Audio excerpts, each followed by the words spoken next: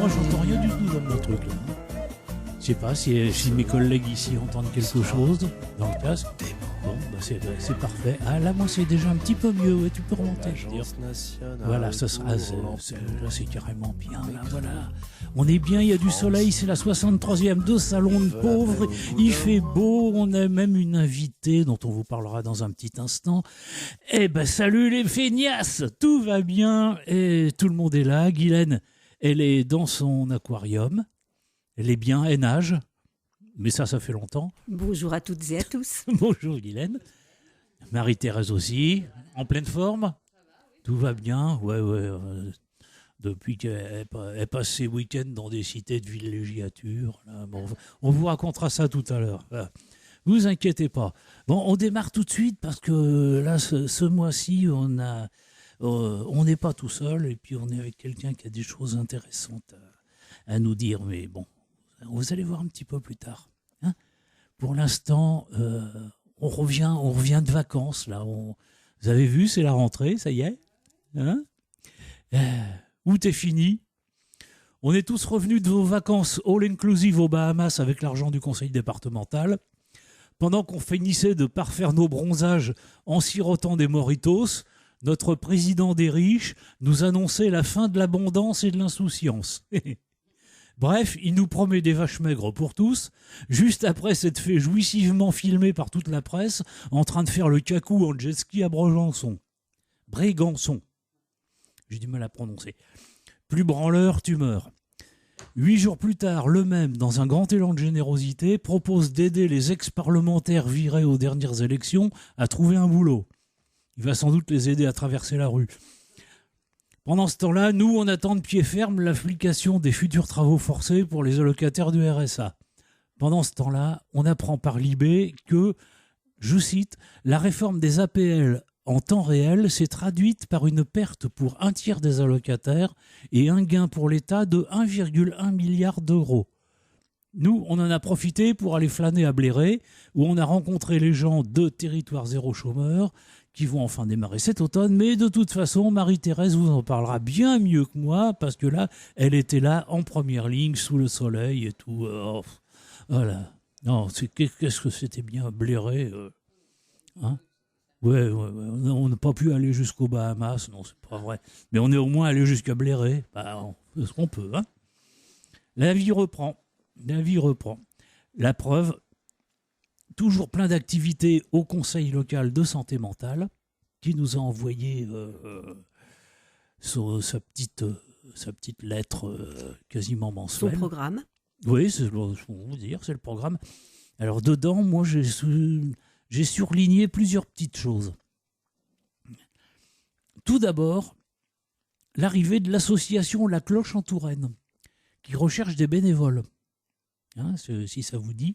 Alors, créée à Paris en 2014, l'association La Cloche agit contre la grande exclusion via la création de liens sociaux et le changement de regard sur la vie à la rue, avec un engagement des citoyens.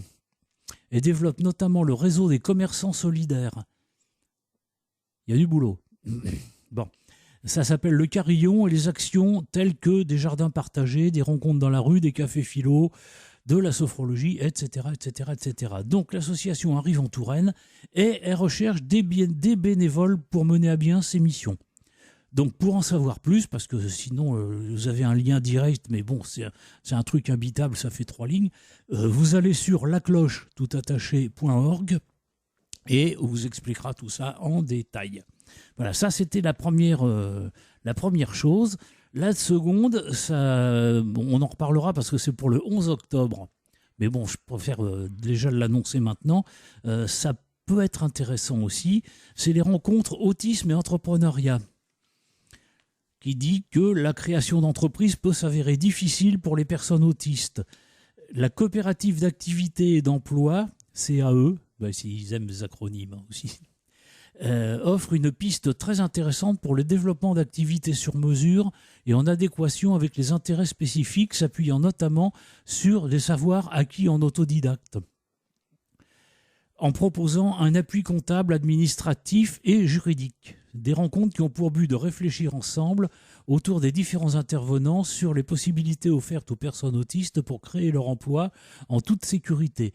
Alors c'est pour le grand public, c'est à la mairie, salle Anatole France, c'est gratuit et l'inscription est obligatoire par mail. Leur adresse c'est froing, P-H-R-O-I-N-G, c'est marrant, on dirait un truc de bande dessinée, @club.fr. Et après, il y a plein d'autres choses. On va parler de plein d'autres gens, mais je voulais quand même parler de ces deux petites choses-là vite fait pour démarrer comme ça. Marie-Thérèse, oui, je sais que tu piaffes là parce que tu as plein de choses à dire. Bon. Oh. Bonjour Marie-Thérèse. Bonjour. Bon.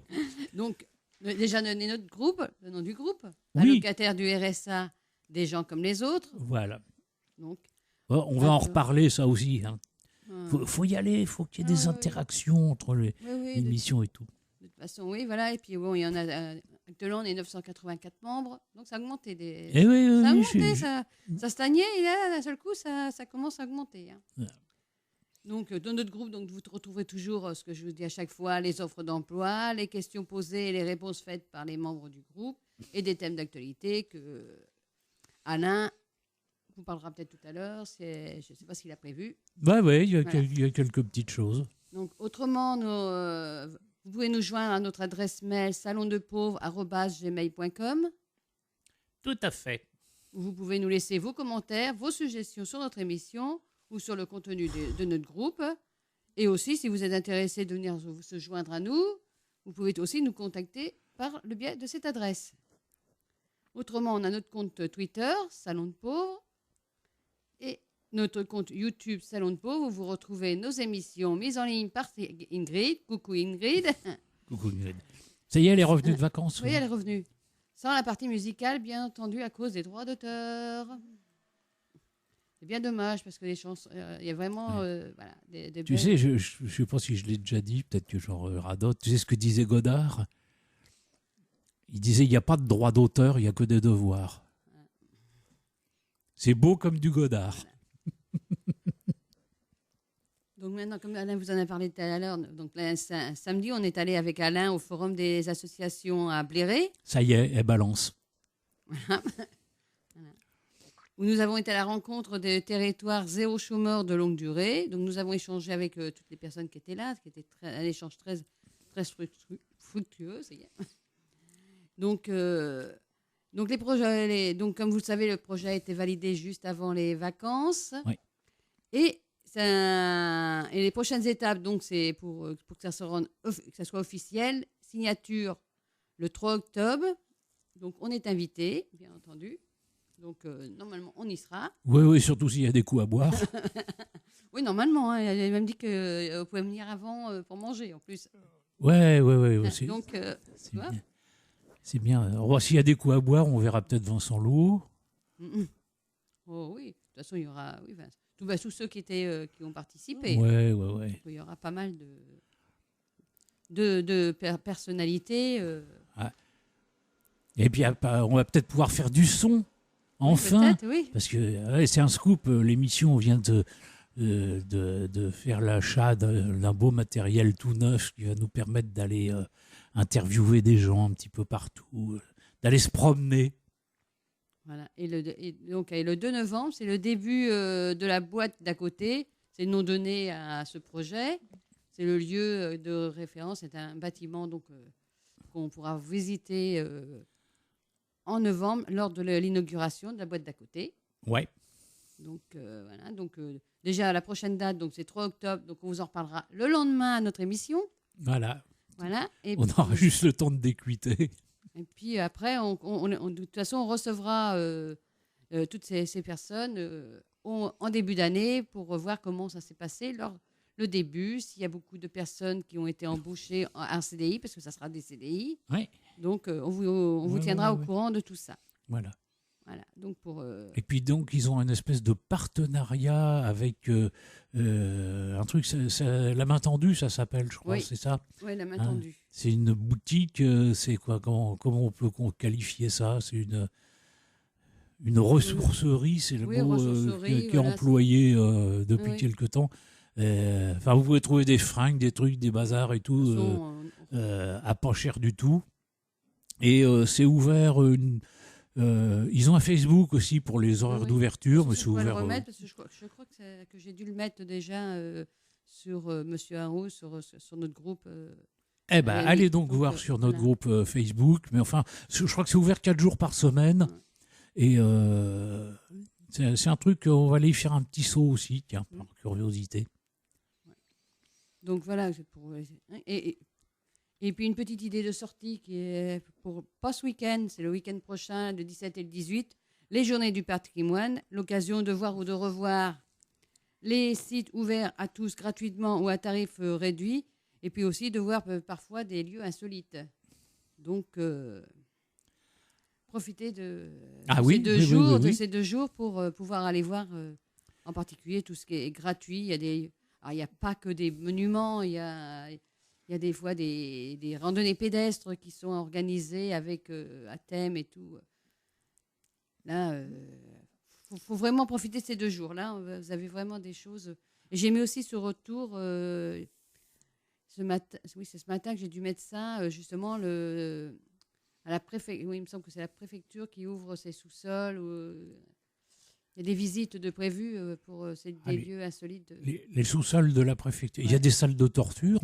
Ça, je ne peux pas te dire. T'iras voir le 17 ou le 18. Voilà. Faudrait que tu ailles voir. Je sais pas, dans les caves, il y a peut-être il y a peut-être des cadavres attachés. Je t'invite à aller voir. Tu nous raconteras ça à la prochaine émission. Ouais. Puis on invitera on invitera la préfète. Guylaine, on lui posera la question s'il y a été. Exactement, et puis on lui demandera un petit reportage photo voilà, sur cette visite impromptue. Voilà. Donc, et puis, ce que j'ai déjà dit tout à l'heure, donc si vous voulez nous rejoindre, Absolument. vous serez toujours les bienvenus. De toute façon, on vous attend. Donc, soit vous nous laissez un message sur notre groupe, soit à salondepauvre@gmail.com. Et maintenant, je laisse la parole à Alain qui a plein de choses encore à vous dire. Ouais, il y a deux sujets que je veux absolument traiter avant que on passe tout le restant de l'émission ensemble avec notre invitée qu'on appellera Marie. Bonjour Marie. Tiens, en fait, parce qu'on n'a même pas dit bonjour. Non. Bonjour tout le monde. Bon, voilà. Alors tu parles bien comme moi, tu vois, tout près du micro. Voilà. Il mord pas, il est tout propre. T'es sûr ? On a mis des bonnettes toutes propres et tout. Non, Guylaine est mort, mais le micro, il mord pas. Bon, j'ai même pas peur de Guylaine. Moi non plus. Hein. Presque pas. Presque pas. Et bon, allez. On va parler de deux choses aujourd'hui. Alors d'abord un petit spot vite fait sur Culture du Cœur qui fait sa rentrée et notre invitée du jour en sait quelque chose parce qu'elle a participé à comment on peut dire c'est un dîner, un dîner c'était Un repas concert. Un repas concert, oui, à la Guinguette. Oui, tiens, au fait, la Guinguette, c'est parti. Si vous voulez vous occuper de la Guinguette l'an prochain, l'appel à candidature vient d'être lancé par la mairie de Tours. Voyez-le, c'est peut-être un bon plan parce qu'apparemment, ça tourne bien, la Guinguette. Hein. Mais enfin bon, bref. Et donc, c'était bien. Oui, c'était même très bien. Ouais. Hein. Très convivial, des gens qui nous ont accueillis avec le sourire. Vraiment une belle soirée. Ouais. Merci Culture du Cœur. Voilà, en direct, et puis ils le méritent parce que c'est des gens qui font souvent très discrètement un boulot formidable. Et donc, si vous voulez les rencontrer, Culture du Cœur, savoir ce qu'ils préparent pour la prochaine saison, etc., vous pourrez les retrouver à Saint-Cyr, à l'Escale, le 23 septembre à partir de 10h. En tout cas, nous, on y sera. Voilà. Vous notez sur vos agendas, 23 septembre à 10h. Allez, je fais un petit silence là de quelques secondes parce que, on va être sérieux 2 minutes, parce que Ingrid, le 24 août, nous a conseillé un bouquin qui traite de l'enfer scolaire, du harcèlement à l'école. Sujet dont on a déjà un peu parlé. C'est pour ça que je me disais que c'était peut-être le moment de donner un petit coup de projecteur sur quelque chose, un bouquin qui est loin d'être inintéressant. Et en plus de tout ça, ça revient dans l'actualité parce que, coïncidence, tout ça, c'est arrivé le jour même où on apprenait le décès de Jonathan Destin, victime de grossophobie. Vous savez, ce jeune homme qui avait tenté de s'immoler par le feu en 2011. Et il est mort dans son sommeil le 22 ou 21 août. Et il avait écrit un livre pour raconter son histoire et il intervenait auprès des élèves dans les établissements scolaires pour les sensibiliser au harcèlement. La stigmatisation, ça commence à l'école et tout le monde sait que les mômes, ça peut avoir des comportements abominables parfois. Alors, achetez le bouquin de Mathieu Mériot qui s'appelle « Un enfer scolaire ». Et puis, tant que vous y êtes, fondez-vous de quelques sous à partir de 0,85 d'occasion sur Amazon. Salut les radins. Et prenez avec vous le livre de Nora Fraisse, « Stop au harcèlement », le guide pour combattre les violences à l'école et sur les réseaux sociaux. Et ne laissez rien passer. Signalez tout ce dont vous avez connaissance auprès des équipes pédagogiques. Ça les aidera sûrement à faire cesser des comportements inadmissibles et qui peuvent amener au pire. Voilà. C'était tout pour ça. Vous avez bien noté. De toute façon, on les a déjà publiés, ces liens-là, et on les republiera s'il le faut. Par contre... Et surtout dire aux parents de dire à leurs enfants de ne pas hésiter à se confier à un adulte. Voilà. Parce que c'est important. Oui, oui. Ça ne doit pas rester dans le silence. Il faut que ça se sache. Et d'avoir bien conscience que les gamins, quand ils ont des comportements pareils, 9 fois sur 10, ils font que reproduire le comportement de leurs propres parents et ce qu'ils vivent eux-mêmes au sein de leur famille. Et ça, c'est une bagarre. J'entends pas, il y a Guylaine qui veut me dire des choses. Oui, on a une invitée, il serait temps, je pense. Oui, non, mais attends, j'ai un truc, c'est le dernier. Faire une conversation avec notre invité. C'est peut-être, ça fait partie des choses importantes aussi. Donc, dernier sujet de l'été. Et effectivement, c'est chaud. C'est un dialogue musclé par presse et Internet interposé entre Jean-Gérard Pommier, président du conseil départemental, et Utopia 56, association qui aide, entre autres, des mineurs non accompagnés. Conflit qui n'est pas tout neuf. En résumé, Utopia 56 accuse le conseil départemental de renvoyer à la rue des mineurs non accompagnés.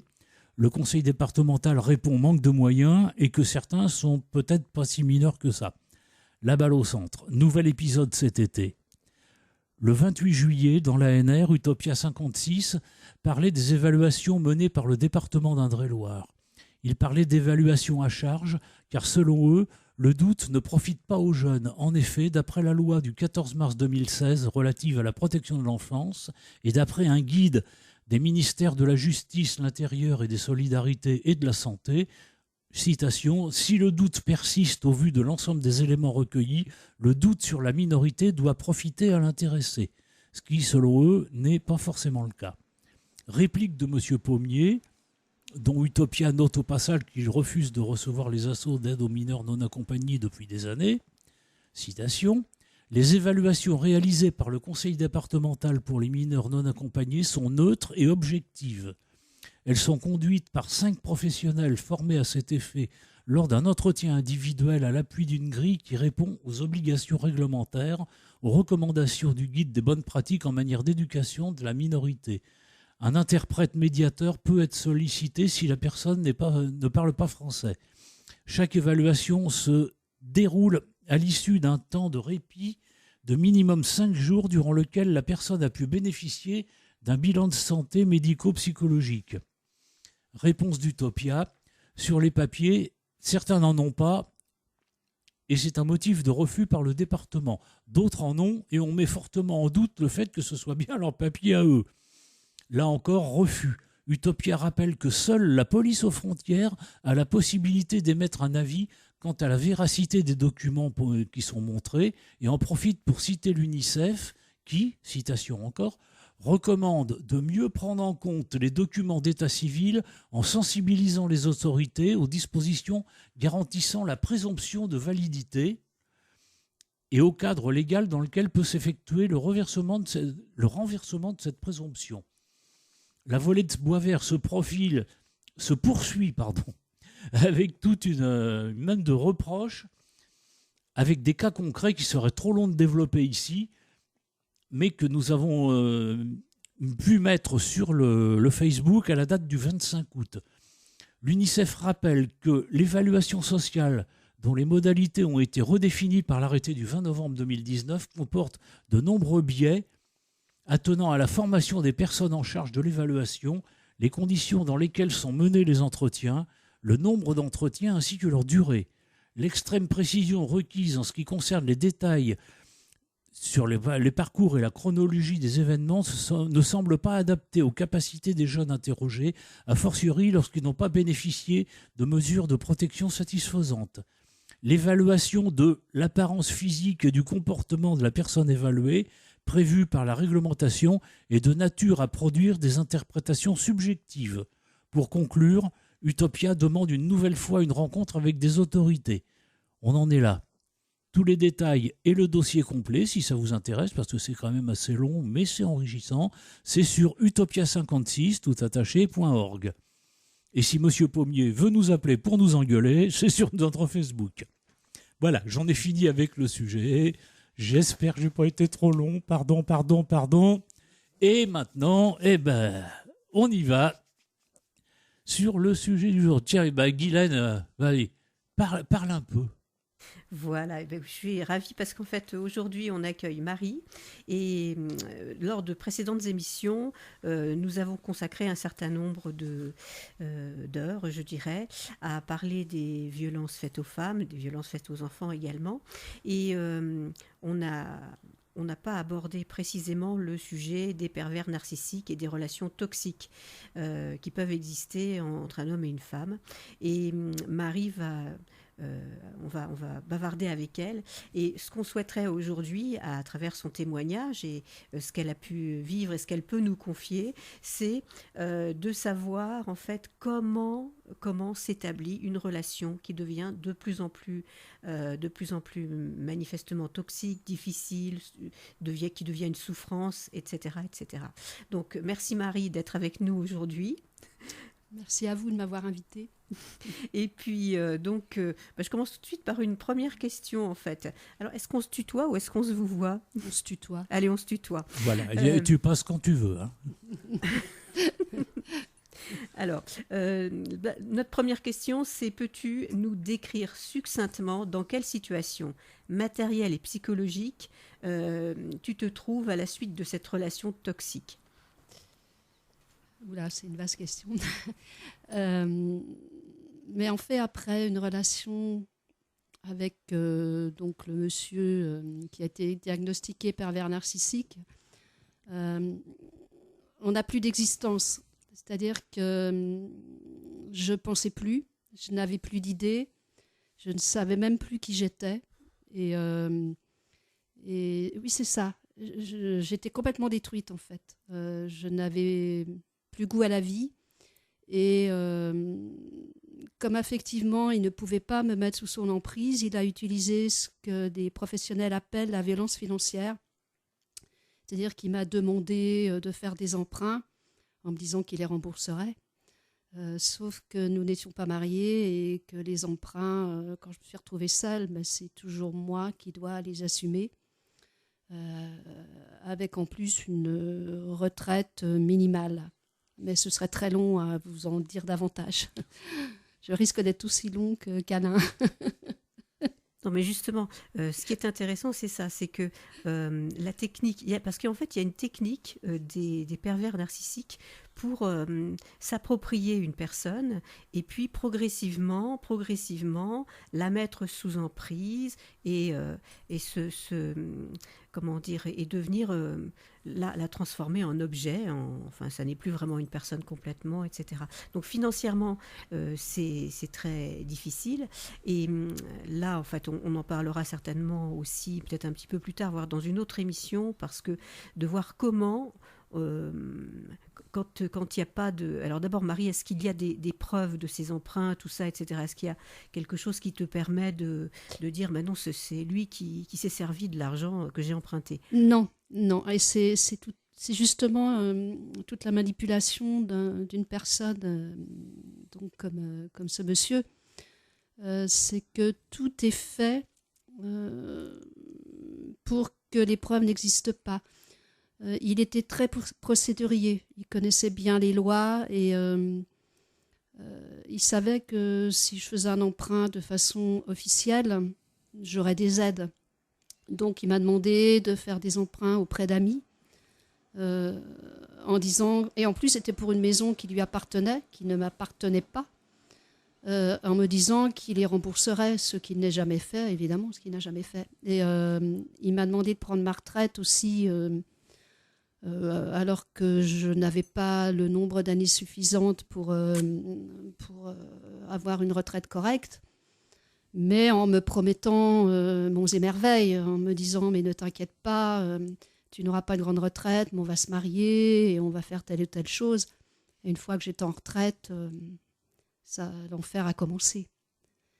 Mais avant, en fait, avant d'arriver à ça, c'est une personne qui se présente, j'ai envie de dire, comme un gros nounours. Une personne très gentille, très attentive. Maintenant que je suis là, ne t'inquiète pas, tu vas voir, la vie est belle et tu es la femme de ma vie. J'ai jamais rencontré quelqu'un d'aussi bien que toi. Enfin, ce sont des choses comme ça. Et je crois que j'avais envie d'entendre ça. Donc ça démarre comme ça. Il y a des comportements que je ne comprenais pas, mais à chaque fois, il les justifiait par des tas de choses. Et puis, je me disais, oh, allez, il faut comprendre. Il doit lui aussi avoir des soucis. Enfin, et il se présente souvent comme victime. Il n'a pas été heureux dans sa famille. Enfin, voilà. Et on a envie de le serrer dans ses bras. On a envie de lui pardonner. Il a toujours des bonnes excuses. Une fois qu'on est dépendant de lui, nous, on n'a aucune excuse. On n'a pas le droit à la moindre erreur. Donc, on finit par vivre. Moi, je me levais le matin en me disant « Qu'est-ce qu'il faut que je fasse pour passer une journée à peu près tranquille ?» Oui, après, on est sa proie. Ouais, il y a un truc à souligner, c'est que les méthodes qui sont employées sont quasiment toujours les mêmes et sont bien connues. Tu parlais d'être forcé de prendre ta retraite, par exemple. C'est de couper l'autre de tout son réseau social, professionnel, à commencer par là. C'est la retraite ou le chômage, c'est ça aussi. De couper de ses amis, parfois même, et j'ai vu le cas sur une autre personne il y a quelques années, de décider brutalement de tout larguer, de déménager et d'emmener la personne en question à l'autre bout de la France, dans un petit patelin où effectivement elle connaissait strictement personne, pour la couper complètement de tout, pour que son seul référent, ce soit lui et rien d'autre. Et c'est comme ça que commence la dépendance la plus totale. Alors justement, si on peut, on va récapituler au fur et à mesure de l'émission, mais donc la première chose, c'est que le pervers narcissique, c'est quelqu'un qui se présente toujours comme une victime. C'est pas lui, c'est les autres, c'est dans son enfance, c'est les autres qui sont méchants avec lui, etc., etc. Donc ça, déjà, c'est un premier point que Marie, tu viens de souligner. Et puis, effectivement, Alain, dans la mise en place d'une dépendance complète, il y a l'isolement de la personne par rapport à tout son environnement social, professionnel, naturel. Est-ce que tu peux nous en parler un peu, Marie ? Oui, c'est vrai qu'il m'isolait de mon travail, mais surtout de mes amis et même de mes enfants, parce que nous n'avons pas d'enfants en commun. Mais ça se fait là aussi de façon, je ne sais pas quel mot je peux utiliser. En tout cas, on ne voit pas les choses arriver. Quand j'ai décidé de parler de ce que je vivais, parce que j'ai vécu des violences physiques également, quand j'ai commencé à vouloir en parler, en fait, le fait de parler de ces violences m'a isolée de mes amis parce qu'ils ne m'ont pas cru. Et ça, c'est quelque chose que vous entendrez certainement souvent de la part de personnes qui ont vécu la même chose que moi. C'est on ne nous croit pas. Et ça aussi, ça fait partie de notre descente aux enfers. Mais il était tellement gentil à l'extérieur, tellement sociable, tellement aimable, que quand j'ai commencé à dire, mais avec moi, donc je reçois des coups ou j'ai des violences psychologiques, les gens me disaient « Oh mais non, tu exagères ». Et petit à petit, en fait, je me suis isolée. Mais en fait, c'est lui qui a fait en sorte... Mais moi, j'avais l'impression que c'était moi qui m'isolais. Je ne me rendais pas compte que c'était sa façon à lui de m'isoler de plus en plus. Et par rapport à mes enfants, il leur racontait des énormités, des choses pas vraies, mais je ne le savais pas toujours. Et là aussi, j'en voulais presque à mes enfants de ne pas me croire. Et petit à petit, les enfants ne voulaient plus me voir. Et puis en effet, à un moment donné, j'étais seule. La seule personne que je voyais, c'était lui. Mais je n'avais pas conscience que derrière tout ça, c'était lui qui avait manipulé tout le monde. Et je me sentais coupable. Je me sentais responsable de cet isolement. Et c'est justement, alors c'est très intéressant ça aussi, c'est que dans la stratégie menée par le pervers narcissique pour isoler, il y a aussi le fait de, dévaloriser la personne aux yeux de ses proches. Oui, mais elle est comme ci, elle est comme ça, alors que moi je suis adorable, etc. Enfin bref. Alors il ne dit pas ça, c'est ça qui est extraordinaire. C'est qu'il ne va pas dire elle est comme ci ou elle est comme ça. Il va amener les personnes à le penser. Mais il ne va pas le dire. Et c'est là où justement, quand on parle de preuves, on ne peut pas en donner. Parce qu'il sait ce qu'il fait. Donc, c'est de la manipulation. Il ne va pas dire « Ah ben non, elle est comme si, Marie, elle fait ça. » Non, non, non. Il va juste être très gentil avec les autres. Il va faire penser les gens des choses. Mais il ne va jamais les dire. Ah, ça dépend, parce qu'il y a aussi quelquefois des vraies campagnes de propagande contre la personne visée, de façon... ça dépend des pervers, hein, mais en général, c'est quand même toujours une manière de dévaloriser l'autre, de laisser supposer, peut-être, simplement. Il laisse supposer. Il laisse supposer. Et par rapport à des gens qui ne pouvaient pas m'aimer, des gens de sa famille, il essayait de monter les gens de sa famille contre moi. Là, oui. Là, il pouvait dire des choses négatives. Mais par rapport à mes amis et à mes fils... C'était pas comme ça, c'était suggérer des choses, amener l'autre à penser des choses négatives sur moi, ce qui est beaucoup plus dramatique. Beaucoup plus dramatique. Et cette manipulation, elle se fait évidemment par derrière, parce que vers l'extérieur, les pervers narcissiques sont des gens qui se montrent toujours très avenants, très gentils, très aimables, enfin avec plein de qualités. D'ailleurs, ils ont besoin en fait de susciter chez les autres un regard, valorisant. Et tandis qu'en réalité, à l'intérieur du couple ou de la relation avec la personne qu'ils veulent détruire, eh bien, on a là beaucoup de violence et puis de la méchanceté et de la dévalorisation constante. Parce que pour... Excuse-moi, Guylaine, je t'ai coupé. En fait, je disais toujours par rapport à ça, il y a la porte qui s'ouvre et la porte qui se ferme. La porte s'ouvre, il était un homme comme beaucoup de femmes auraient voulu, je pense, très attentif, très gentil, et la porte fermée, c'était un monstre. Je crois que c'est vraiment l'image que j'ai gardée, la porte qui s'ouvre, la porte qui se ferme. Et ce n'était pas la même personne. Et en fait, c'est caractéristique aussi parce qu'en fait, ce sont des personnes à deux visages. Oui. Un visage qu'ils montrent vers l'extérieur, avec, comment dire, ce sont des comédiens. Hein, c'est une volonté d'avoir un rôle, de jouer un rôle d'une personne très bien, socialement, etc., à tout niveau. Et alors qu'en réalité, eh bien, effectivement, ce sont des manipulateurs et des pervers, et ils vont être extrêmement destructeurs face à la personne, dans le cadre du couple ou dans le cadre de la famille, la personne qu'il souhaite détruire. En fait, il ne peut vivre qu'en détruisant soit plusieurs personnes, soit une personne. À ce niveau-là, c'est pas toujours la même chose. Mais il ne peut vivre que comme ça. Ils sont tellement vides que leur seul objectif, c'est de se remplir de l'autre. Mais évidemment, hein, comme tout vampire, une fois qu'on a bu le sang, il ne reste plus rien. Et il ne peut vivre que comme ça. Oui, c'est ça. Donc, on se rapproche aussi du profil du sociopathe. Oui. C'est la personne qui n'a aucune empathie. On n'a aucune. Qui n'est pas capable d'empathie par rapport à quelqu'un d'autre, sauf si il voit qu'il peut en tirer profit. Donc, dans un premier temps, sa stratégie, ça sera d'essayer de se faire bien voir de la personne dont il peut tirer profit. Mais bon, une fois que la personne est sous emprise, effectivement, il va commencer progressivement à la détruire. Alors on parlait de l'isolement, il y a l'isolement par rapport aux proches, la famille, etc., les amis, le milieu professionnel, puis il y a l'isolement vraiment matériel, physique, le fait, comme tu disais Alain, d'aller s'installer loin de tout, là où la personne n'aura aucune possibilité de... Et en premier, loin de la famille, loin des amis, loin de toutes les connaissances, pour casser le moindre repère. L'autre n'a plus de repère. Le seul repère qui lui reste, c'est son bourreau. Est-ce que tu as vécu aussi cet isolement, géographique ? Alors, je m'en étais pas rendu compte, mais en vous écoutant, en fait, il avait donc une maison complètement isolée et il a voulu aller habiter dans cette maison, mais en me faisant croire que c'était pour moi.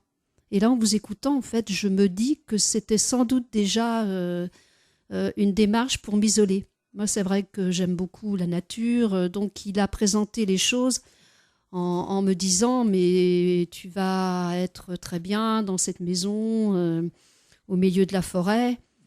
Sauf que je m'y suis retrouvée seule, en effet, et sans voiture en plus, complètement isolée. Et les premiers mois, voire la première année, a été extrêmement difficile. Et je me demande, là, en vous écoutant, si ce n'était pas déjà une démarche. Mais là, je ne sais pas. En tout cas, ça y ressemble. Hein. Ça y ressemble. Après, voilà. Mais c'est vrai que je me suis retrouvée totalement isolée. Mais c'est vrai aussi que j'aimais beaucoup la nature, sauf que je n'avais pas de voiture et il n'a pas été présent dès qu'on est arrivé dans cette maison. C'était une grande solitude. Il n'était pas à côté de moi. J'étais seule. Voilà, c'est fait exprès. Et on voit bien que non seulement c'est l'isolement géographique dans un lieu perdu dans la forêt, c'est extraordinaire quand même. Hein, c'est presque comme le petit chaperon rouge. Enfin, je veux dire, on retrouve des thématiques de légendes anciennes. Et puis, sans moyen de locomotion. Oui, c'est priver la personne de sa liberté d'aller et venir. Ben là encore, on est sur la même thématique. Et de me dire que je n'étais pas quelqu'un de bien, parce que à un moment donné, j'ai fini par lui dire « mais je ne suis pas bien ». Enfin, j'ai pleuré. J'ai dit « il faut absolument que je puisse bouger ». Et la réponse était « bah alors, je croyais que tu aimais la nature, tu ne sais pas ce que tu veux ». Enfin, voilà, j'avais toujours des réflexions pas très agréables. C'était le début. Oui, voilà, en fait, on voit la technique progressivement, la stratégie qui consiste à isoler la personne, etc., etc., etc. Mais ce qui sera intéressant aussi, c'est de voir quel type de discours il avait à ton égard et quelle façon il avait de s'adresser à toi, les reproches qu'il pouvait te faire, enfin, etc. Alors, la phrase que j'entendais le plus souvent, c'était « sans moi, tu n'es rien ». Ça, je l'entendais presque de façon quotidienne. Ce que j'entendais aussi, c'est « tu ne sais rien faire ». J'ai un exemple qui est assez, je dirais, assez représentatif de ce que j'ai vécu. Il repeignait la cuisine et moi j'étais là. Enfin, puis en plus, il n'avait pas protégé le sol, donc il mettait de la peinture partout. Donc à un moment donné, je lui ai dit « mais Il faudrait recouvrir le sol, et puis moi, je peux peut-être participer aussi. Et il m'a dit, ah ben tiens, t'as qu'à prendre la serpillière et tu me suis, comme ça, tu nettoieras au fur et à mesure. Voilà. C'est vraiment voilà, de la façon dont il me considérait. Mais évidemment qu'il ne faisait pas ça à l'extérieur. Et c'est ce jour-là que j'ai compris... c'est ce jour-là, en fait, qu'après avoir pris des coups, en plus, j'ai pris des coups ce jour-là, et je me suis décidée à aller contacter une association. C'est à ce moment-là que j'ai compris qu'il y avait quelque chose que je ne devais plus accepter. Jusqu'alors, je me disais qu'il y avait sans doute des raisons, que je ne comprenais pas bien son comportement. Là, je me suis dit que ce n'était pas normal qu'il agisse comme ça, et je ne voulais plus être un objet. Donc, j'ai contacté des gens du Centre des droits des femmes. Il y a aussi une autre situation qui a été extrêmement compliquée pour moi. C'était le décès de ma meilleure amie. J'étais devant la tombe de ma meilleure amie et il avait exprès provoqué une dispute la veille pour justifier son comportement, donc aucune empathie. Hein. Et devant la tombe, il m'a dit « Je ne t'aime pas, je vais te quitter ». Bon, voilà. C'est plus on est dans des souffrances, plus les situations sont compliquées, et plus il enfonce le couteau dans la plaie, plus il fait mal, plus il utilise ces situations-là. Donc, il faut vraiment être un monstre pour dire ça à quelqu'un qui perd sa meilleure amie. Donc, c'est aussi ça qui m'a poussée à dire que c'était quelqu'un qui ne ressentait rien. Et on avait beau me le dire avec les professionnels, elles avaient beau me dire, mais il faut partir, parce que de toute façon... il vous poussera au suicide, ou alors il vous laissera tomber. Une fois que le jouet est cassé, il s'en va. Mais il faut partir. Et là, devant la tombe de ma meilleure amie, j'ai compris qu'elle disait vrai. Et le cheminement pour partir s'est fait à partir de ce moment-là. Mais c'est des situations qui expliquent comment il me parlait. J'étais rien. C'était toujours des reproches. C'était tout ce qu'il avait de mauvais, c'était de ma faute. Voilà. J'étais responsable de tous ces maux. J'étais rien. Je ne savais rien faire. J'étais nulle. Et le peu de choses que je faisais sans lui et qui marchaient, eh bien, il ne venait pas parce qu'il ne supportait pas. Voilà. Voilà, ne pas reconnaître les qualités de l'autre, au contraire, l'enfoncer tout le temps. Ah non, mais ce sont des techniques aussi qui sont employées par des gens qui torturent, en fait, dans des camps de prisonniers, en disant « mais tu n'es rien, tu ne vaux rien etc. » On voit ce type de personnalité, du pervers narcissique, qui vise vraiment à détruire l'autre à longueur de temps, à lui répéter tout le temps que c'est quelqu'un de nul, etc. Donc, dans les critères, pour tous ceux qui nous écoutent, si on vous entendez des choses comme ça, faut savoir dire non, il faut partir. Enfin bon, là, Marie nous raconte aussi comment finalement elle a décidé de partir pour de bon. C'est pas facile, hein. On me l'a dit plein de fois, donc si vous partez pas tout de suite, faut pas culpabiliser. Moi, on me l'a dit pendant des mois, des années, et j'ai attendu 16 ans pour partir. Donc, ce qui m'a décidé, c'est ce que j'ai dit tout à l'heure, hein, c'est le fait qu'il provoque une dispute la veille, une dispute qui, je ne sais même plus pourquoi, c'était vraiment des trucs sans importance. Et le fait qu'il me dise devant ma meilleure amie qui était dans sa tombe qu'il allait me quitter, qu'il ne m'aimait pas, et puis pas un geste pour... il m'a même privé du deuil de mon amie, quoi. Donc ce jour-là, je me suis dit, il faut que je parte. Le problème, c'était cette dépendance financière. C'est que je n'avais vraiment pas beaucoup d'argent pour partir. Et habiter dans du béton, dans de la campagne, c'était compliqué. Enfin, bon. Et puis en fait, il a touché un héritage. Et de toute façon, je savais qu'il allait partir parce que je ne réagissais plus. J'étais plus rien et j'en avais parlé à tout le monde. Les flics étaient venus à la maison aussi. Donc ils savaient qu'il allait être démasqué. Donc je savais qu'il allait partir. Donc un jour, je lui ai dit, parce qu'il m'a dit de toute façon, si tu avais assez d'argent, je te quitterais. Et je lui ai dit, mais pars. Évidemment qu'il ne l'a pas dit, je n'ai pas eu à le dire 2 fois, il est parti. Voilà, c'est... Mais j'ai fait plein de tentatives avant de partir, mais à chaque fois, c'était « Oh, je suis désolée, mais si je t'aime... » Donc je revenais, je n'y croyais pas, mais c'était tellement plus confortable de revenir, de me dire je vais partir en vacances, je vais manger, alors que là ma retraite est vraiment petite et avec les emprunts, j'ai 50 € pour vivre par mois. Donc évidemment que quand quelqu'un te dit mais excuse-moi, je suis à Sanguin, il me disait je suis à Sanguin, je revenais, mais il faut savoir qu'on ne s'en sort pas d'une situation avec une personne comme ça. Ça peut être une femme aussi, hein. On ne s'en sort pas. Leur but, c'est de nous détruire. Donc il faut partir avant de n'être plus rien. Parce que moi, j'étais plus rien quand je suis partie. Et aujourd'hui, c'est encore compliqué. C'est encore compliqué. Ça fait 4 ans que je ne vis plus avec lui. Mais c'est encore compliqué. J'ai encore des cauchemars. Les gens ne me considèrent pas toujours parce que je suis dans la précarité. Les gens ne me considèrent pas parce que j'ai des traumatismes et que ça ne se répare pas tout seul. Donc attention, c'est ça que j'ai envie de dire. Attention, essayez déjà d'aller voir des professionnels qui vont vous aider à partir. Parce que seul, c'est trop compliqué. C'est extrêmement compliqué, surtout qu'on est isolé. Et puis faites comme vous pouvez, surtout. Voilà, là, on arrive directement. Il y a plein de sujets. Moi, je t'écoutais parler au fur et à mesure. Il y avait plein de sujets qui revenaient. Il y aurait de quoi faire une dizaine d'émissions. D'autant plus que, je te dis, c'est quelque chose que j'ai vécu, dont j'ai été témoin. Et je me suis dit, mais quel est le déclic? À quel moment est-ce qu'on sait qu'on est arrivé au point de bascule qui fait qu'on va partir, qu'on va ne plus accepter? Et ça, ce moment-là, il est différent selon les personnes. Et juste une image, je me souviens de cette personne-là qui était dans cette même situation et qui était frappée de façon abominable.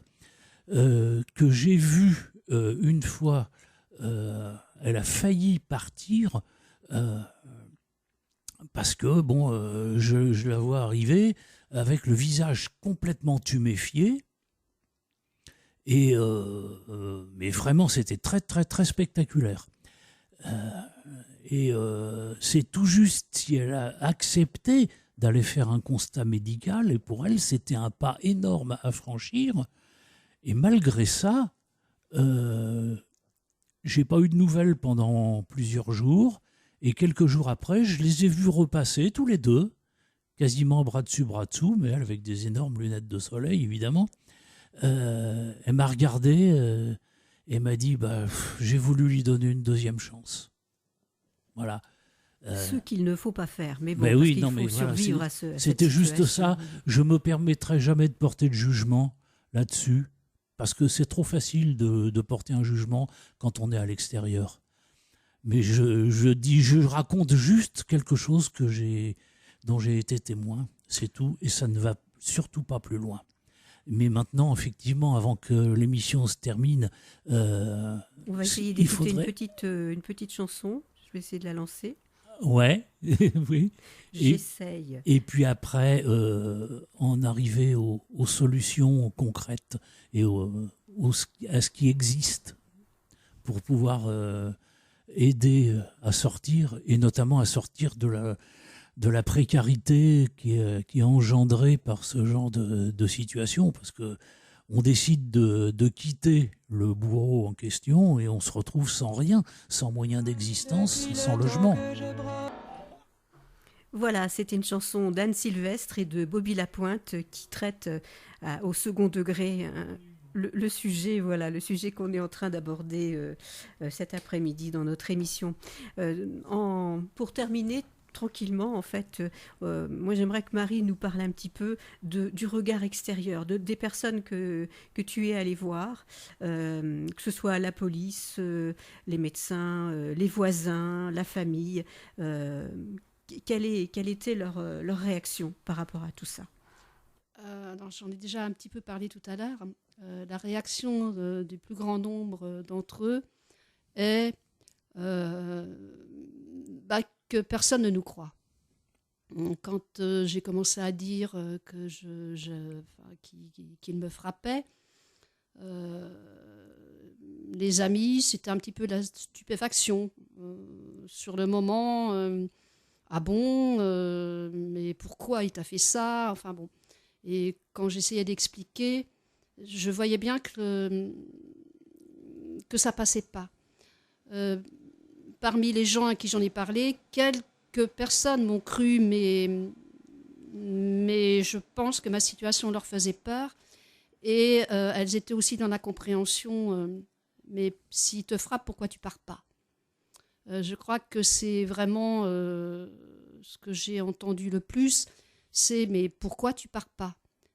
Parce que j'ai pas beaucoup d'argent. Oui, mais l'argent c'est rien. Enfin bon, ils comprenaient pas. Et comme Alain disait tout à l'heure, on me revoyait après avec lui. Alors pas bras dessus, ça non, mais j'étais à côté de lui.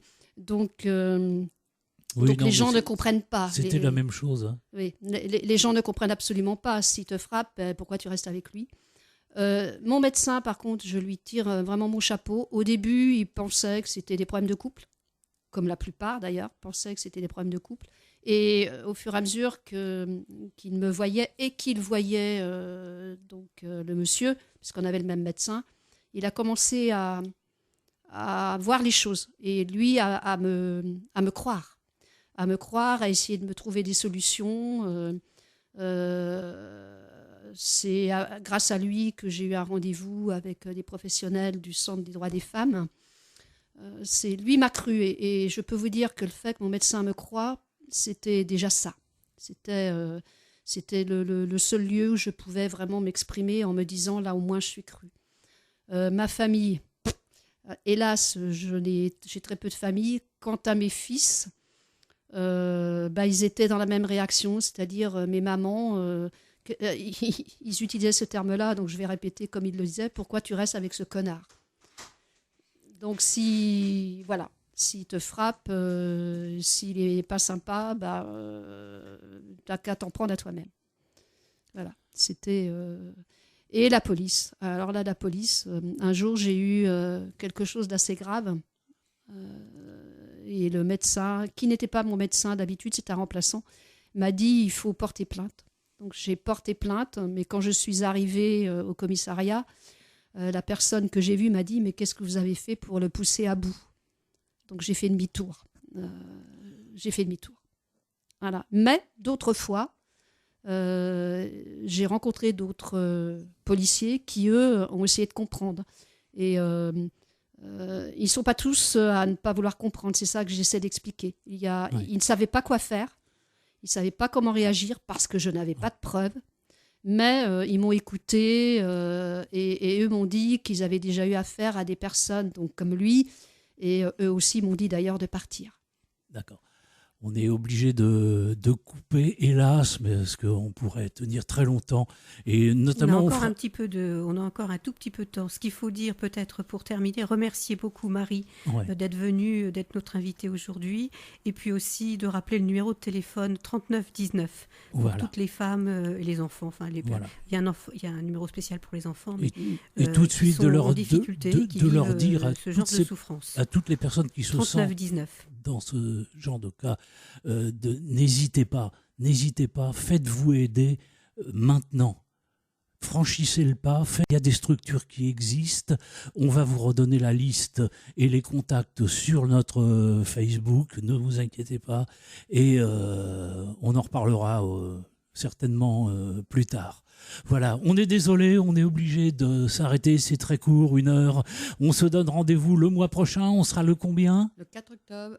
Le 4. Le 4. Eh ben, rendez-vous le 4. Et allez, salut les feignasses, portez-vous bien. Et à bientôt. Au revoir. Ciao.